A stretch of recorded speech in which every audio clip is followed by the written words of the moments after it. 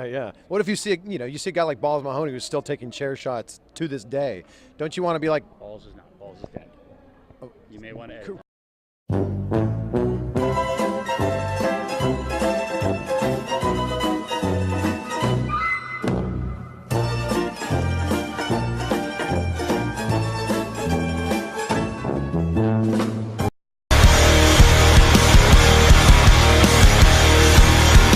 Hello and welcome to our wrestling perspective?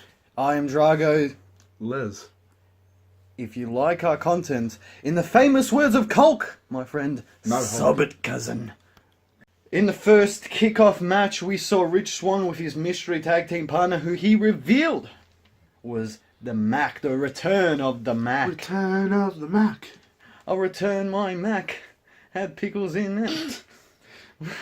And they were up against the Third Eye, Ethan Page, all ego, and Matt Side down. What did you think of the match? Amazing opener. Oh, Amazing. it was fantastic. Actually, I'm like, if the rest of the matches are meant to top this, yes. Every match needs a little bit of vintage spit. Exactly. On Rich Swann's beard. Rich Swann's emotion and his facial reactions whenever he copped something to the face, or he's just it was fantastic. It made me into tears half of the time. I was just laughing that much at Rich Swann. But one thing I can pick on is that really the ring size? Really? Can't even fit my action figures in there. For the second match, we saw Eli Drake's Open Challenge. That's No. right. What do you mean, no? Don't do it. Well, you saw who came out. No, I didn't. I know he didn't qualify because he doesn't live in New York, but he dated the girl from Saturday Night.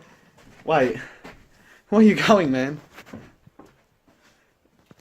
Well, anyway, in the James Ellsworth Open Challenge, we saw him chuck in a few puns, but he became the major heel out of the whole situation, which was pretty good because Eli Drake is more over than ever. Yeah, dummy, yeah. But then after James Ellsworth came back, we saw the return, the Hall of Famer. What's that sound? So you just heard Abyss and you decided to come back? No, I was just finishing the toilet. Well, anyway, we saw the Monster Abyss put Eli Drake through a table, and it was good. It was a good sentimental thing having the TNA original come out for Bound for Glory in a second match and put Eli Drake through a table. Don't care, it was ruined.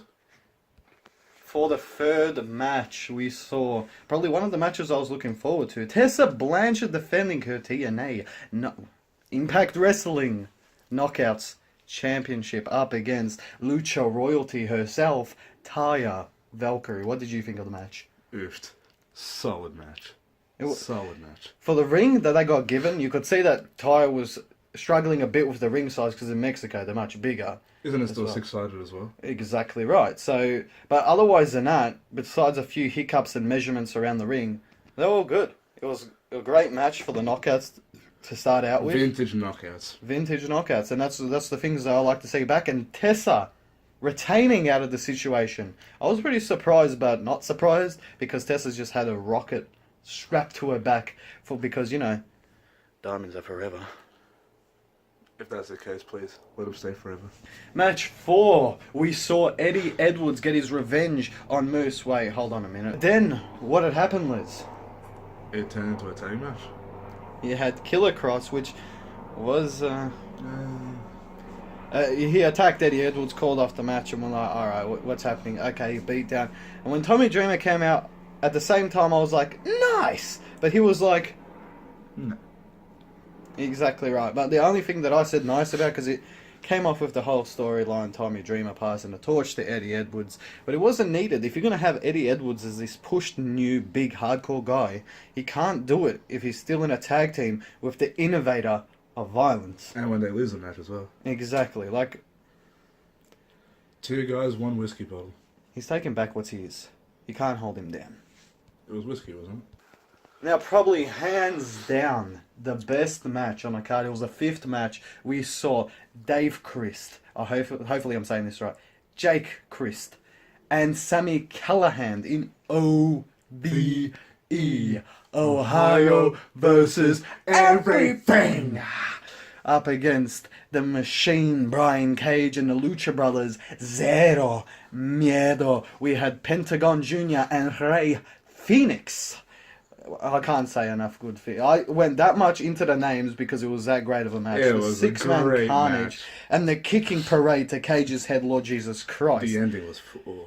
Man, it made him look like a machine, and the first ever person to pin the Brian Cage, the Machine, was none other than the leader of... Well, like, I'm guessing he's the leader, or if they're all equals anyway. Pretty sure They're he's the taking leader. over everything as it is. He pinned Brian Cage, and he was the first ever person to do it ever since Brian Cage came back as the Weapon X Division Champion. Sami Callihan for X Division. Could be, but his next opponent, as we found out, is Rich Swann. Brian Cage versus Rich Swann. That's going to be a good match as it is. Hopefully we can see Return of the Mac, Rich Swann, and Cage up against OVE, but we'll see what happens. I'm really interested to see what comes out of this. So hard not to say that this was the best match on the card because I liked every part of it. Liar, It was you just- said the last match was the best match. I know, but it was very hard not to say that this was the best match. That's why I clearly tried to state here. But it was a concrete jungle death jungle match, something or other, but it was dangerous, exciting, And had a and lot of fantastic. We saw Eddie Kingston, Homicide, and Hernandez within the original LAX turned into the OGs 730 up against 5150. We have Conan, Santana, and Tito Ortiz, is it? Could be. I'm not too sure of the names, but I like when they put the paint on, but they didn't put the paint on for this one. But You're a anyway, commentator. Conan wasn't at the start of the match because earlier he got attacked. Taken out. He had a trolley on him. Yeah. This WCW guy from the NWO couldn't start off the match because he had a trolley on him. Give him a break, he's pretty Anyway, Concrete Death Jungle match. There's not enough good words to say. Hernandez, he got split open within, the first 2 minutes? Poor prick. All the side of his head. I thought for sure one wrestler was going for the boards because the referee was too little. The boards were bigger than the ref. That was the only issue. Well, the ref had a pretty good job that day. He was moving the boards back in place. Now, all I could say to that was, well done. Great end to the Fantastic. feud. Great. And I wonder what OGs are going to do next because they're probably one of the favourites going in. Anything with O in TNA right now, I like. Match 7 or segment, I'm not really sure what it was. Let's say match. Yeah, you could say that. Well, it was advertised as it. So anyway, we saw Ali go into the realm of the undead to try to save her friends Kira Hogan. Yeah, it was just Kira Hogan. I was going to say friends with Rosemary, but she wasn't intentionally going You're to save her. spoiling it. I know, I'm spoiling it. But anyway, Ali went into this undead realm. Who was there? It was a bold Father Mitchell. Said, yeah, I get you, you're in. I know I get you out. Until she realized, she can't open the coffin to get back out after she viciously murdered undead brides on television. She eventually got out by a save by her Demon X Bunny tag partner, Rosemary. And the only thing was she wanted Rosemary to go into the casket with her, and what I didn't get was Sue Young and Rosemary had superpowers, but if you had superpowers, why couldn't you just get Ali in the first place? And if that all... It was good to see Matt Hardy again. Match 8 and the main event, we saw Johnny Impact, Johnny Mundo, Johnny Nitro, Johnny Morrison. Is that all of them? No. Apparently he's shape-shifting. He has a cousin that's in NXT, and he has a last name Wrestling or something. Yeah. Anyway, Johnny Impact up against the Impact World Champion, Austin Aries, the greatest man that ever lived. Yes. The truth. And he had Killer Cross and Moose by his side while Johnny Impact had his wife. After the whole controversy with the whole tweet, I'm sick of this. How many tweets on controversy has taken down so many? That's how they start our feuds these days. It's on Twitter. Exactly. No, you said you don't like cups on cake. Alright? I don't even know what that means, but I insulted going TMZ. Alright? No. And out of the one thing that I liked about this match, it was more shoot half of the time. Yes. Them legitimately punching each other, but it looked a bit gnarly. But everyone was on edge because they really wanted to see whether this was a shoot or whether it was just all kayfabe. To my understanding, after I saw the match and I saw Johnny Impact win the belt, which I was very surprised on, after Austin Aries has done a lot for Impact Wrestling. He has done a lot. He has done a lot. What can I say? But having Austin Aries coming out of the ring after no selling, straight away, no selling the Starship Pain. I'm pretty sure that's the name. Starship Pain. Yes. That's it. Yes. And he gave the finger to Callis, but then Callis went completely quiet off commentary. That's what made it realistic, but not realistic. So I'm just. The one thing that got me as well out of the whole thing, they were also advertising halfway during the show. Sorry to go back to that.